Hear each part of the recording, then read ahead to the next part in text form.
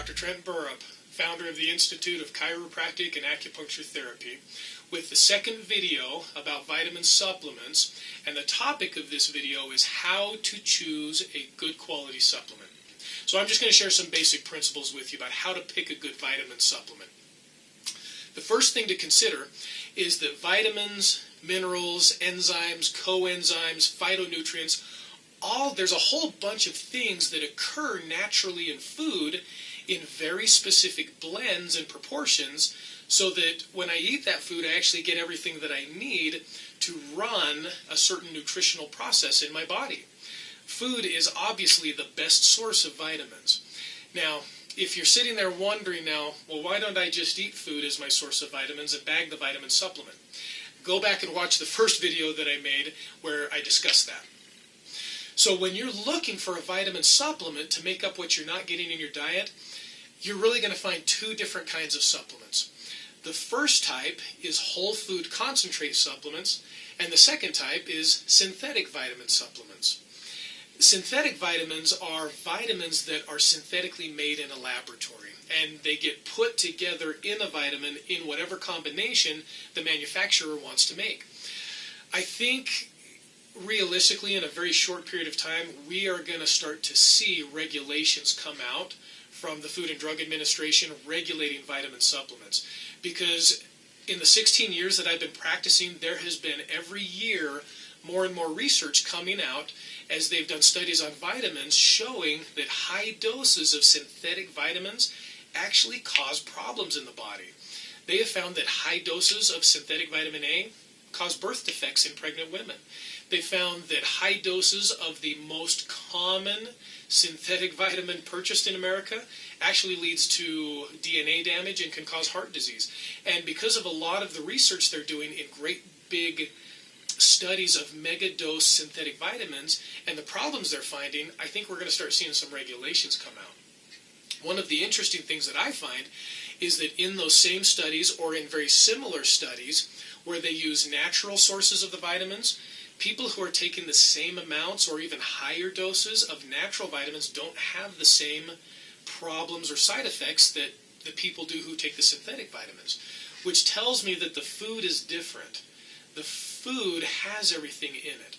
So, what you want to do is you want to choose a whole food concentrate vitamin, not a synthetic vitamin. So how do you do that? It's really simple. If you take your vitamin bottle and look at the label, basically the way you will tell is if you look at the label and the label has every single vitamin you have ever heard of, plus a whole bunch of them you've never heard of before, at 100% to 1,000% of the recommended daily allowance, it's a synthetic vitamin. It has to be. Nothing like that occurs in nature. However, if you look at your label and you see a very small list of vitamins, or maybe no list of vitamins, but a great big list of food, like this has kale in it, and Brussels sprouts, and broccoli, and carrot root, and mushroom, and oat powder, then you have a whole food concentrate. Now, here's the thing. Most people, if I'm the general public and I don't know this and I haven't been educated, guess what most people do? They pull those bottles off the shelf, they look at the labels, and if I don't know any better, might look and say, well, this is just a whole bunch of food. I can eat this, and so I put that back on the shelf because this one, this has got every vitamin known to man on it at 1,000% of the recommended daily allowance, so I'll take this vitamin. And if I don't understand those principles, I've just picked the wrong vitamin. Now, again, as we discussed, well, I can just eat that food, but how many people actually do eat that food? And if it's concentrated, it may have more nutritional value in it. One of the things that I've started to see recently is that a lot of nutrition companies are starting to recognize the difference between whole food vitamins and synthetic vitamins. And so in order to give people the good vitamins, but to still be able to sell it, you're starting to see combinations of both food and synthetic vitamins. The reason that nutrition companies are doing that is because if they just put the food on the label, again, they're not going to sell much of that because someone who doesn't know is going to come in and look and say, well, this is just a big list of food. I can just eat that. But they don't. So they don't buy it, and they buy the big list of synthetic vitamins.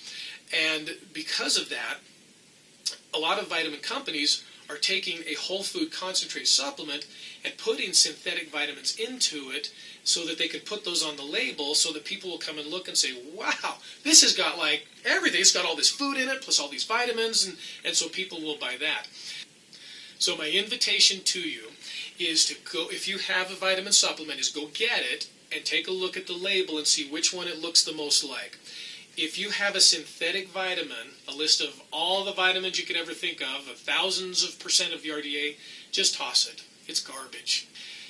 If, however, you have a list of food, keep it. If you've got one that's a synthetic vitamin, go find a good one. You deserve the good stuff. I'm Dr. Trent Burrup. Thanks for watching.